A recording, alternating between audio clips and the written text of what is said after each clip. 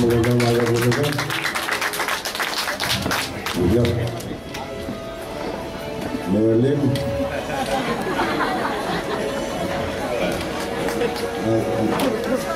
Coach Will Biloso.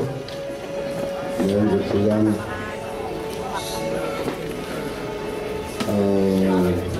nakakatanda kapatid na aking kaibigan, Elizabeth po. Siyempre aking hinanap at pinakamahal na kaisa-isa mahal yung PJ. Walang iba, hindi ang mahal akong mahal na Susan Roses. Inyo po lahat, FPJ team, lahat.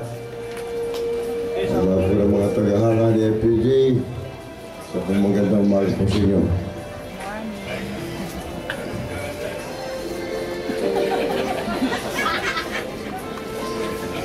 Alam niyo, hindi na ako. Isa lang masasabi ko sa inyo. Si FPJ, alam niyo naman lahat. Mabubuhay mamatay si Erap para makakita ang kaibigan ng kamukha ni FPJ.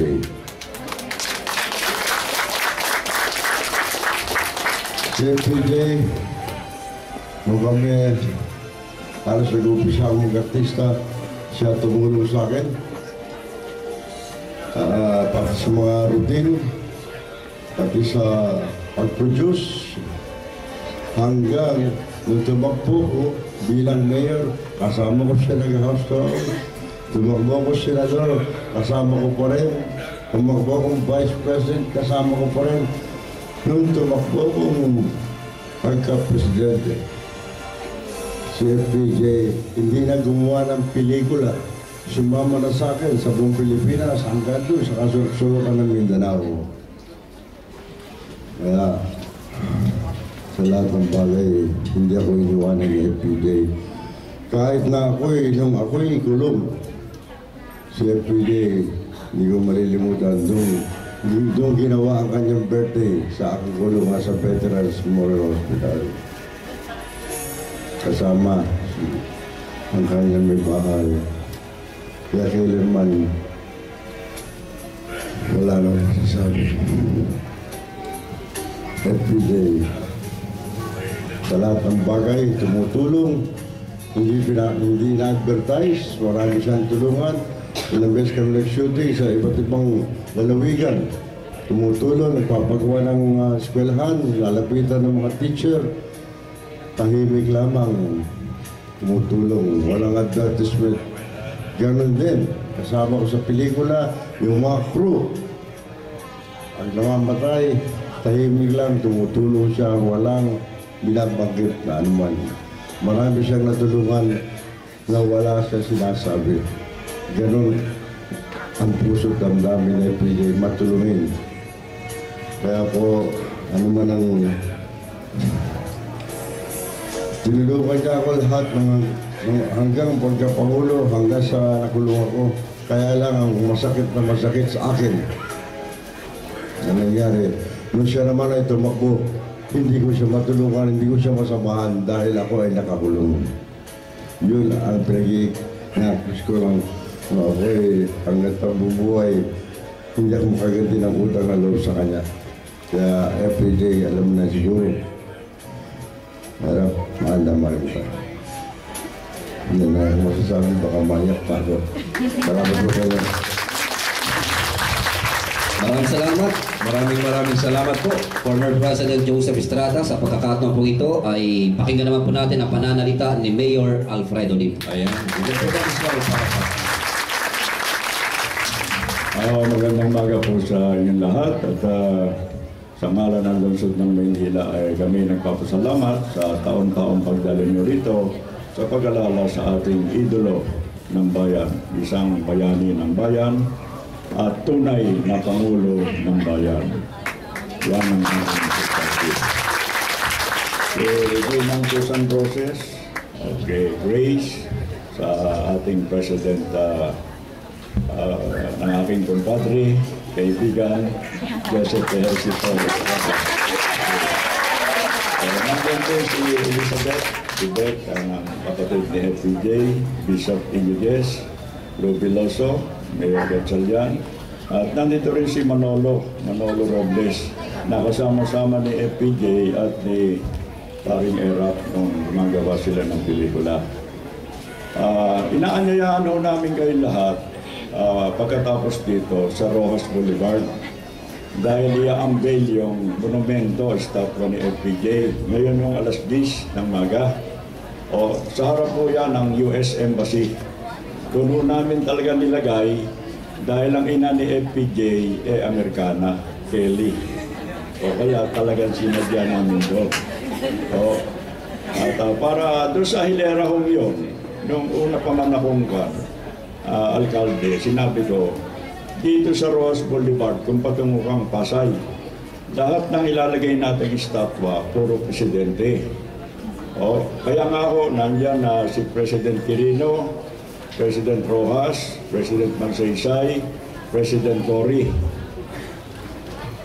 Kasunod do, si President Fernando Po Jr. Alam naman natin, nanalo siya. Dahil nga lamang, nasa lamang ka yung eleksyon. Kaya,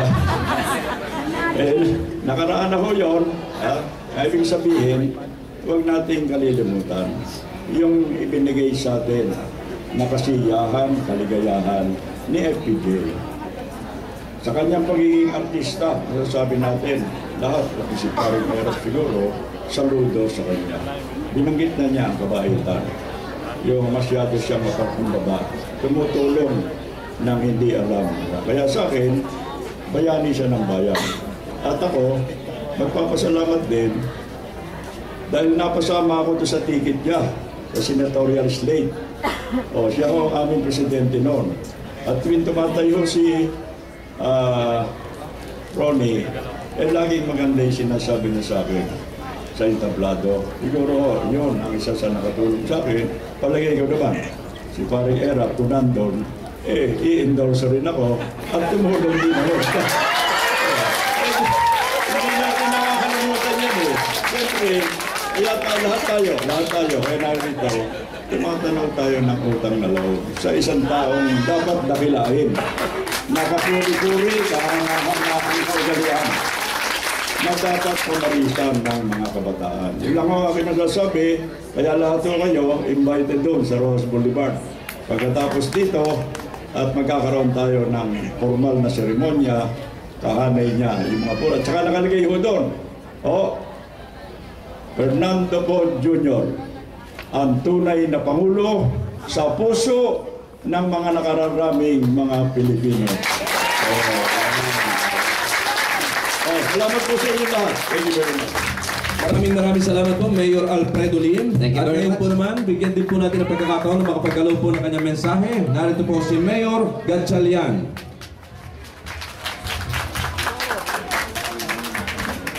Magandang umaga po sa inyo lahat. Kay Pangulong Erap, kay Ma'am Susan, kay Grace, thank you very much at naimbitahan po ako dito sa inyong pagtitipon kay Marilyn, kay Gonzalo Veloso, kay Bishop Iñiguez. Alam niyo mga kasama, natatandaan ko po noong 2007 ay magkasama po kami ni FPJ sa ticket po. Ako po ay tumatakbo bilang alkalde ng Valenzuela at si FPJ naman tumatakbo po bilang Pangulo ng ating bansa. At nung pumunta po siya sa Valenzuela para po mag-motorcade, courtesy po ng ating Pangulong Erap, siya po yung nag-arrange po ng motorcade. Natatandaan ko po, nung pumasok siya ng aming bahay, puro kalmot po yung kamay niya. No? Dahil sa pagkakamay po sa tao, puro sugat-sugat po yung kamay niya. At natatandaan ko yun, at sabi ko, boss, kailangan niyo ba po ng alcohol or ng ano? Sabi niya, okay lang yan. Tara na, mag-motorcade na tayo. So yung na-schedule po namin na 1 oras na motorcade sa Valenzuela, umabot po kami ng 6 na oras. Ganun po karami ang taong lumabas para po makita siya, kamayan at para po batiin. Kaya sa awa naman po ng Diyos, ako po ay nanalo at ang ating FPJ ay nanalo rin po sa Valenzuela. Kaya po malaki po ang utang na loob ko kay FPJ dahil po sa kanyang pagdalo po sa Valenzuela. So muli, maraming salamat po. Salamat po marami, Mayor Gatchalian. Sa pagkakataon ito, partner, tawagan naman po natin ang isa pa sa mga nakasama ni FPJ sa pelikula. Wala po iba kundi si Councilor Lou Biloso. Maraming po salamat. Napaka-biyaya ng umagang ito dahil dahilan sa isang tao na napakalaki ng puso ay napagsasama-sama niya tayong lahat sa isang diwa ng pagiging makatao, pagiging makabayan at